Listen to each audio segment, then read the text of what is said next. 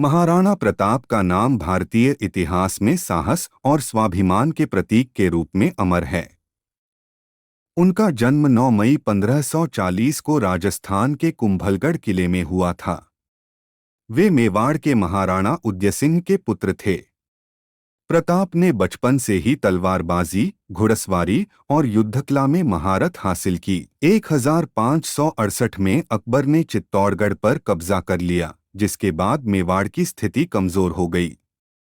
1572 में उदयसिंह की मृत्यु के बाद प्रताप गोगुंदा में राज्याभिषेक कर मेवाड़ के महाराणा बने।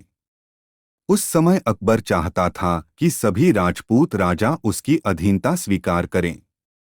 अधिकांश ने ऐसा किया, लेकिन महाराणा प्रताप ने स्पष्ट कहा कि स्वतंत्रता ही मेरा धर्म है, मैं इसे किसी भी कीमत पर नहीं छोड़ूंगा। हल्दी घाटी का युद्ध 1576। अकबर ने प्रताप को झुकाने के लिए कई प्रयास किए, परंतु प्रताप नहीं माने। अंततः 18 जून 1576 को हल्दी घाटी का ऐतिहासिक युद्ध हुआ। अकबर की ओर से मान सिंह के नेतृत्व में लगभग 80,000 सैनिक थे, जबकि प्रताप के पास लगभग 20,000 वीर थे।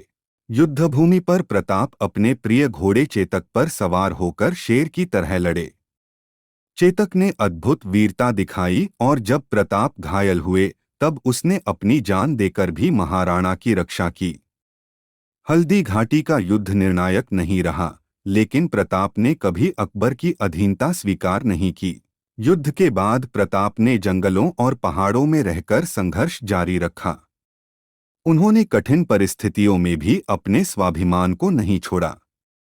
कई बार उन्हें घास की रोटियां खाकर दिन बिताने पड़े, लेकिन उन्होंने अपने परिवार और प्रजा से कहा कि सब कुछ खो सकते हो, पर सम्मान और स्वतंत्रता नहीं। अंतिम समय और विरासत। 19 जनवरी 1597 को चावंड में महाराणा प्रताप का निधन हुआ। अपने अंतिम समय तक उन्होंने स्वतंत्रता और स्वाभिमान के लिए संघर्ष किया। वे भारतीय इतिहास के ऐसे नायक हैं जिन्होंने दिखाया कि कठिन से कठिन परिस्थिति में भी देशभक्ति और सम्मान सर्वोपरि हैं।